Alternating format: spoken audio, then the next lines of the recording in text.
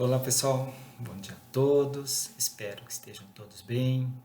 Gente, tem início o nosso segundo bimestre, né, pós período de férias, e vamos dando continuidade ao nosso conteúdo de história. Hoje, na nossa aula inaugural, iremos estudar a Revolução Francesa. Bem, gente, a Revolução Francesa foi uma revolução essencialmente burguesa que ocorreu na França no ano de 1789. Ela foi tão importante, né, e seu caráter tão transformador para o mundo moderno ocidental, que esse evento foi identificado como um marco de transição da Idade Moderna para a Idade Contemporânea. Mas como era a França antes da Revolução? Bem, a França vivia sob o poder absolutista do rei Luís XVI. O país estava em grave crise econômica. As suas despesas com as guerras e os gastos com os luxos da nobreza e do clero deixaram os cofres do reino vazios. A França era um país essencialmente agrário, mas com técnicas agrícolas muito atrasadas ainda do período da Idade Média. Boa parte da população vivia na miséria e passava fome. A organização social da França pré-revolucionária era composta por 3 estados. O primeiro estado era formado pelo clero, ou seja, os membros da Igreja Católica. O segundo estado, pela nobreza. E o terceiro estava todo o resto da população, ou seja, a grande maioria do povo francês. Era composto pela pequena burguesia, pequenos proprietários rurais, artesãos e camponeses. O primeiro e o segundo estado não pagavam impostos, enquanto o terceiro estado pagava todos os impostos para o governo, além de impostos também que eram direcionados para a igreja e também cobrados pelos nobres. Essa situação não agradava nem um pouco os membros do terceiro estado. Os políticos desse terceiro estado viviam cobrando mudanças do rei. Eles queriam que houvessem alterações na estrutura vigente. Visando sanar os problemas econômicos da nação e amenizar os confrontos com o terceiro estado, o rei Luís XVI resolve convocar uma Assembleia dos Estados Gerais. Ao convocar a reunião, Luís XVI tentava solucionar a crise econômica e amenizar aos poucos, como já disse, os problemas que envolviam o terceiro estado.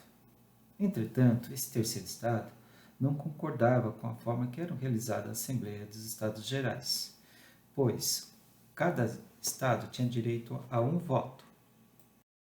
Como o primeiro e segundo estados compartilhavam seus votos, ou seja, buscavam manter o estado das coisas como estavam, o terceiro estado se via prejudicado.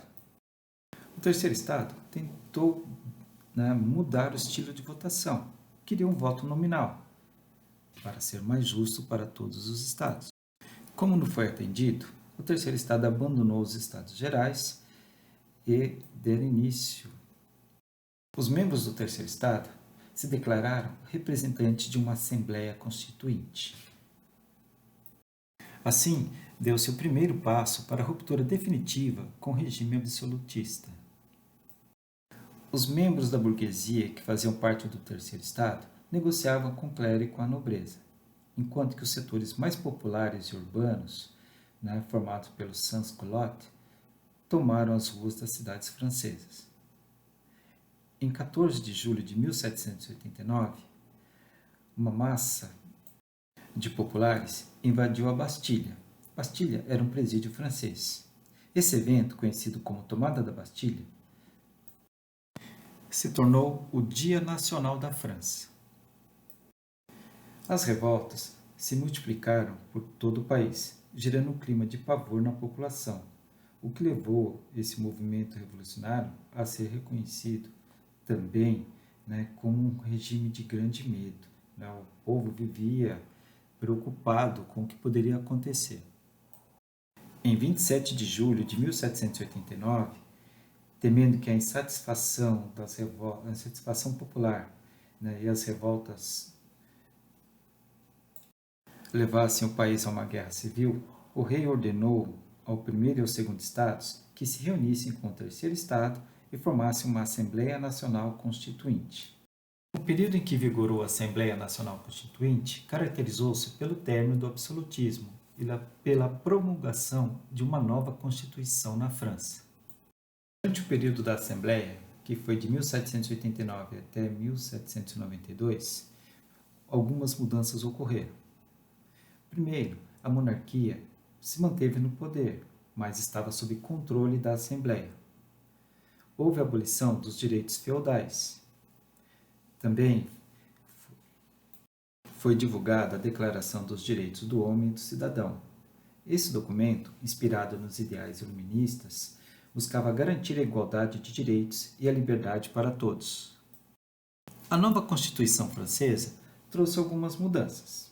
Dentre elas, podemos citar, por exemplo, o poder foi dividido entre executivo, que seria o rei, uma monarquia agora constitucional, não mais absolutista, e legislativo, a cargo de uma assembleia. O clero e a nobreza perderam seus privilégios, o que favoreceu a burguesia. O exército e a política externa passaram para o poder legislativo, antes pertenciam ao rei. Excluído do processo político, artesãos, mulheres, camponeses e trabalhadores em geral se mantiveram à margem da sociedade.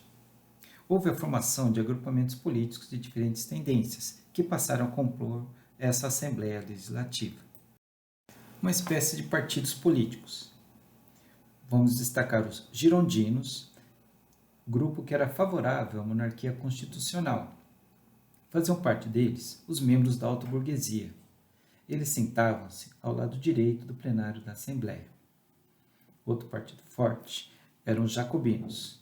O objetivo dos jacobinos era fortalecer a Constituição.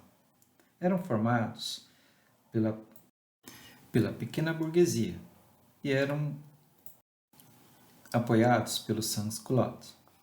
Pretendiam depor o rei. Sentavam-se ao lado esquerdo do plenário. Fazia parte dos jacobinos nomes famosos como Danton, Marat e Robespierre. Havia também os partidários da planície, que tinham posições oscilantes. Às vezes apoiavam os girondinos, às vezes jacobinos. Formado por membros da planície, ocupavam os lugares mais baixos do plenário. Também os montanheses, que defendiam posições mais radicais, ocupavam os lugares mais altos no plenário. Com a promulgação da nova Constituição, tem início um novo período dentro da França, conhecido como Convenção Nacional, que foi de 1792 até 1795. Mesmo com a Convenção Nacional, os atritos continuavam. Aristocratas e alta burguesia viviam se desentendendo. Luís XVI queria aproveitar esse momento para dar um golpe e retomar o poder absolutista. Entretanto, em 1793, Luís XVI foi condenado à execução na guilhotina, acusado de traição e de conspirar contra a Constituição. Instaurou-se a Primeira República na França.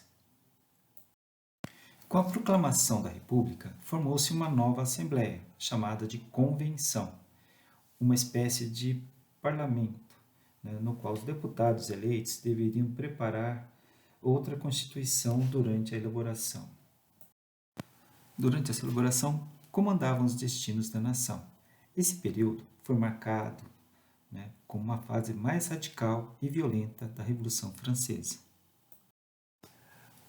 A nova Constituição trouxe alguns ganhos, algumas conquistas sociais, entre elas a abolição da escravidão nas colônias francesas, o direito ao voto, ou seja, o sufrágio universal masculino aos 21 anos, o ensino público, direito ao trabalho e assistência e a lei do máximo, que significa teto para preços e salários. Entre 1792 e 1794, os jacobinos assumiram o poder. Tem início um regime do terror. Houve a criação de um tribunal revolucionário para o julgamento dos inimigos da República.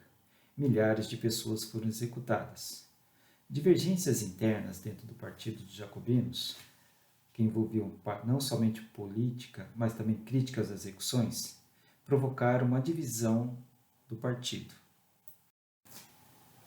Com essa divisão, houve a execução de muitos membros do partido, que não aceitavam o terror e pediam mudanças no processo revolucionário.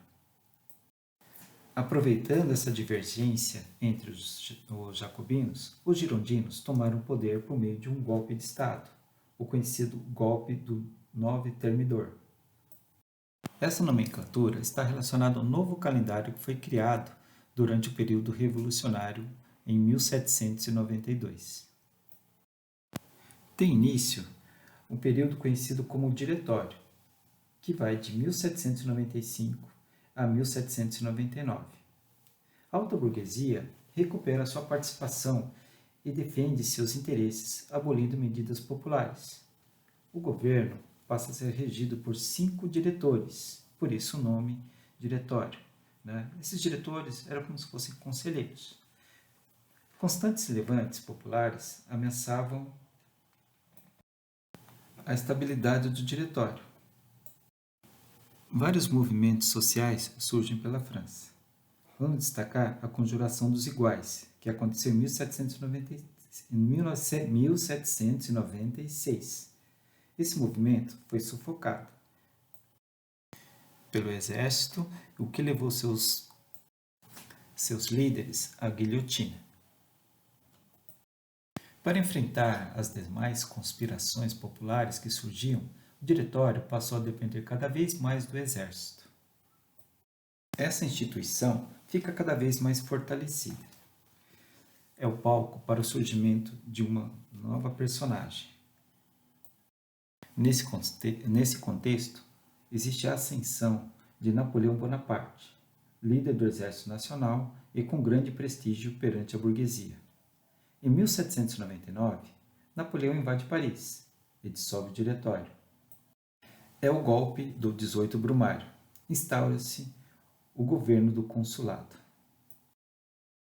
Bem, pessoal, dá encerrada a aula de hoje. Na próxima aula, falaremos mais sobre o consulado, o Império de Napoleão e o Congresso de Viena.